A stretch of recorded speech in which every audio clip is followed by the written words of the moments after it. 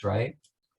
Probably need to have the node classes made or else I can't do this. So some of you help me, if you will, to get my node classes created. And I know some of you know the answers to all of it, but I'd like to hear from more of you.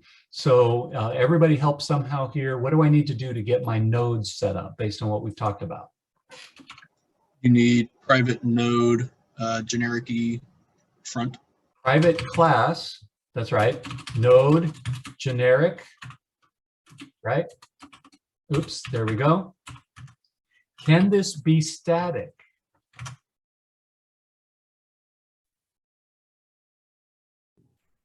Why? Because the list needs access to the nodes.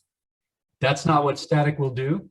Static would prevent the nodes from having access to the. Oh, right, yeah.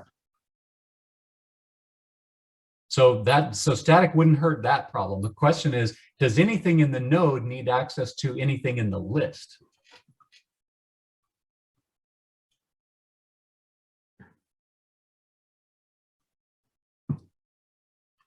Answer is no. All nodes are just these little train cars, right? All they do is just know that they have next and they have data. They don't know anything else about the whole list structure. They don't need any access to any data that's in the list. In fact, there really is no other data in the list to get access to per se, right? Doesn't need to call any methods, probably, right? So we probably can make this thing static, right? So just an interesting point, right? So you can make an instance of a static class. It does not prohibit that action, right? So it doesn't prohibit instantiation the way abstract would, for instance, right? Literally the only thing it does is keep nodes from reaching up into the list's data or methods, right? So that's literally all that static thing does. We should always mark our inner class as static if we can get away with it, just because it keeps us from accidentally doing things that we probably didn't mean to do, right? So yeah, it doesn't prohibit instantiation. Everything else is going to work just beautifully, right? So what's going to be here in our public private static class node? Okay, everybody give me some stuff, right? Everybody should have some ideas here based on what we talked about. We need data, which I think can be generic. Okay, data, and it's going to be generic, right? And it's going to be public, right? So we got a public E data and Next. Node, next. we need public node E, don't forget the E, right? Next. Node is a generic class. Don't forget that. This is a common way to create raw types and unchecked exception problems, right? Unchecked errors. So don't forget that node is now a generic. By the way, though, by marking it as static, this is fun. By marking it as static, this E is not the same as that E, right? This E does not mean the same thing as that E. So in fact, I might be tempted to change these to T. Why? Because then I'll remember that those two things have nothing to do with each other, right? Just because you use E down here, it's not the same as that E at all. Okay, so might as well change the type so I don't think it's the same thing, right? Does that make sense? Static keeps everything from reaching up, including the generic, right? Including the type parameter. That's kind of a fun fact. Okay, so now we got our node class. That's kind of all the nodes need to be able to do. Maybe we want a constructor. We could make a super simple constructor. Public node, and then we have no constructor. And maybe we just say, you know, data equals null and next equals null, right? Was it worth even doing that? Was it even worth having a constructor for that? Probably not. We could make another constructor. We probably actually do want to pass in the data though, right? Probably it makes sense that we wouldn't create a node if we didn't have any data for it. So probably in this case, we could probably do something like this and do this dot data equals data, right? That seems like enough of a constructor. You give me the data, I'll make the next reference null. You might have a second constructor where if you know the thing that next should point to, you can also supply that. That can shorten your code by a line. But, you know, oh well, this is enough to get us started. Does everyone see that that's really all? The nodes are super simple. That's it, right?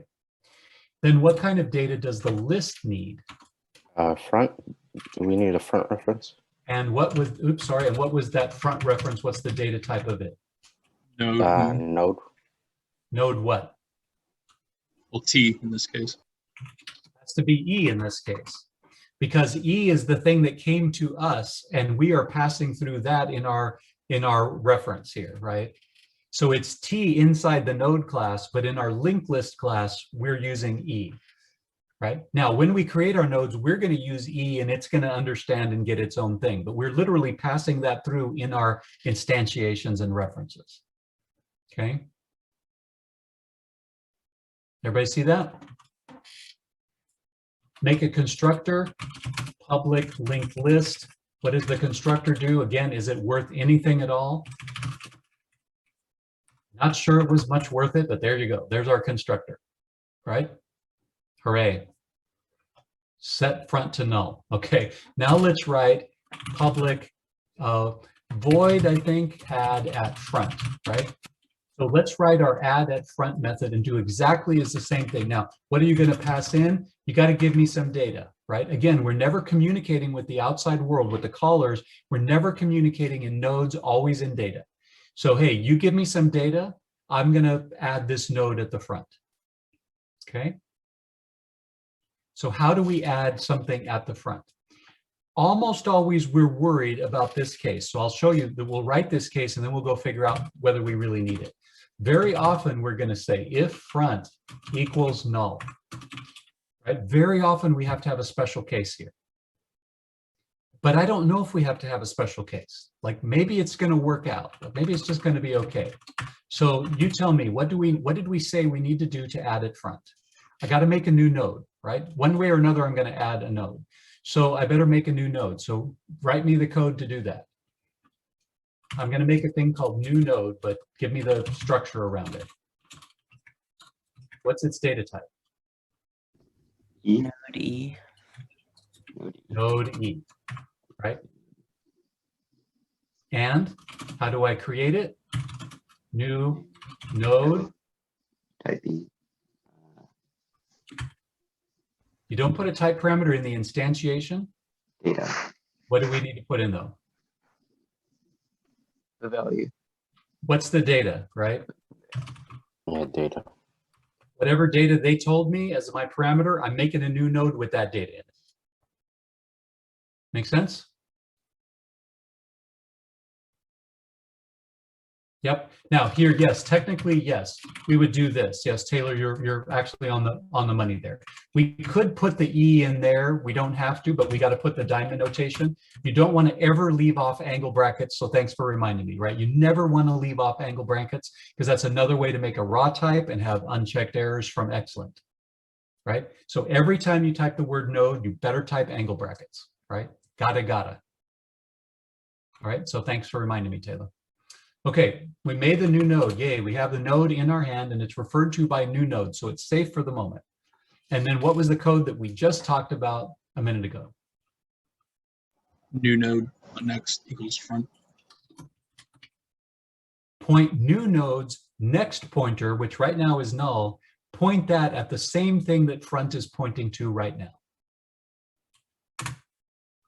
Then point front at New node. the same thing that new node is pointing to right now, right? So remember, we did new node.next equals front so that we make sure that Dana then is pointing to Chris. So now Chris is tethered in, right? Chris's node and all the nodes after are tethered in, they're safe. And then we can remap front to point to that new node.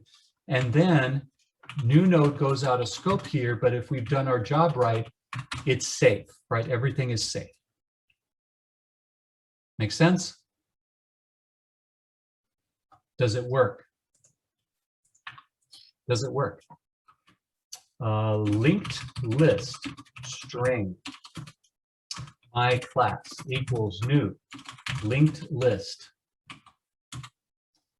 my class dot add at front. Did I do something wrong here that it didn't give me that option? Linked list is good. Public void add at front.